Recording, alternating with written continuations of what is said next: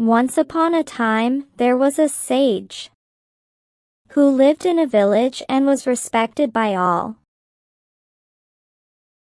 His hermitage was located in a forest just outside the village, and students from distant places would come to him to receive education. The sage treated all his students equally, never making any distinctions among them. Whether a student was the son of a king or a beggar, he imparted knowledge without any discrimination. He gave the same guidance and wisdom to all. The sage had a daughter, his only child, who was growing up fast. His daughter was kind, gentle, and wise. One morning, the sage's daughter woke up early to prepare breakfast for her father as usual. She entered the kitchen and started to make some simple dishes. "Good morning, Father," she called out with a smile as the sage entered the kitchen. "Good morning, my dear," he replied. "What are you making today?" "I am making some fresh bread and warm milk for you," she said, mixing the dough. "You always make the best breakfasts," he said, sitting at the table. "Thank you, Father," she said, smiling. As the bread baked in the oven, she poured the warm milk into 2 cups. Soon, the smell of fresh bread filled the kitchen. She placed the bread and milk on the table, and they sat down to enjoy their meal together. After finishing breakfast, the sage said, "I must go now to teach my students." With that, he stepped out of the house and was soon busy teaching. The sage wanted to find a boy who was just like her daughter, someone kind, gentle, and smart, so that they could be happy together. He hoped to find the perfect match for her. One day, an idea to test all his disciples came to the sage. He decided to give his daughter's hand in marriage to the most deserving one. The next day, he called all his disciples and said, "My children, I am in a difficult situation." "What kind of difficulty, Master?" asked a young boy named Adam. "My daughter is now of marriageable age, and I have not saved anything for her wedding. I will need clothes and ornaments for her." "No need to worry," said a handsome young boy. "Just wish for it, and I will offer thousands of gold coins at your feet. My father is the wealthiest man in the village." "No, Master. Let me help," said a prince among the students.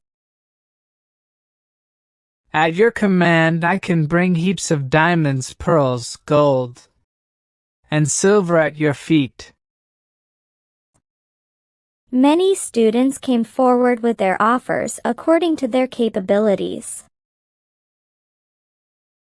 But the sage rejected them all, saying, "No, no, I will lose my honor in this manner.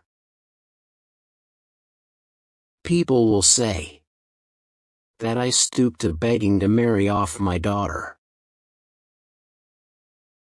In that case, Master, please tell us how we can help, said the prince.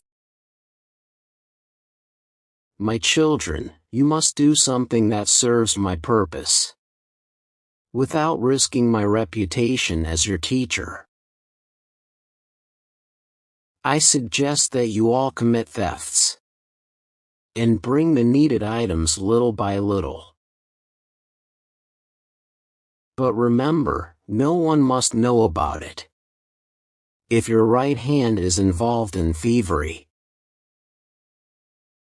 your left hand should not know about it. It must be a top secret.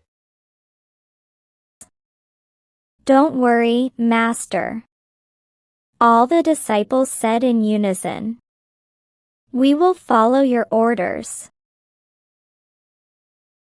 The group of disciples then dispersed in all directions to carry out the task. Each disciple who brought clothes or ornaments quietly handed them over to the sage. In a few days, the sage had accumulated a large amount of clothes and ornaments in his hermitage. He carefully kept track of who brought what. After a few days, the sage noticed that almost every disciple, except Adam, had brought something. Adam had not stolen anything for his master. So one day, the sage gathered all his disciples and said, Adam, all of your fellow students have stolen something from me, according to their abilities. But many days have passed, and I see that you have not brought anything. Do you not want to help me in my time of need? I do want to help, Master. Adam replied humbly. Then why haven't you stolen anything from me? Asked the sage. How could I, Master? Adam said. Your instructions always stop me from doing so. What do you mean? The sage looked at him sharply, and the other disciples were puzzled. They thought, Master himself asked us to steal. So what orders is Adam talking about? Master, Adam began. you told us to commit theft. But you also said that no one should know about it. Not even our own left hand should know what our right hand is doing. But, Master, you have always taught us that nothing is hidden from our souls. How could I hide this from my own soul? That is why I could not steal anything. You are truly great, my son. The sage exclaimed, patting Adam on the back. You are my real disciple. He embraced him and turned to the other students. Look, my children, I am very pleased that you all obeyed me and took risks on my behalf. But remember this, if your parents, your siblings, or even your master asks you to do something wrong, you must refuse. Never do anything wrong in life, no matter who asks it of you. I staged this entire test to find a suitable husband for my daughter. And I am proud to declare that Adam is the most deserving. The other disciples agreed. Adam is indeed the worthiest among us. The prince said, We accept him as your son-in-law. One other boy said. They lifted Adam onto their shoulders and began to dance in celebration. The sage said, Now go and return everything you stole to its rightful owners. And let this be a lesson to you all.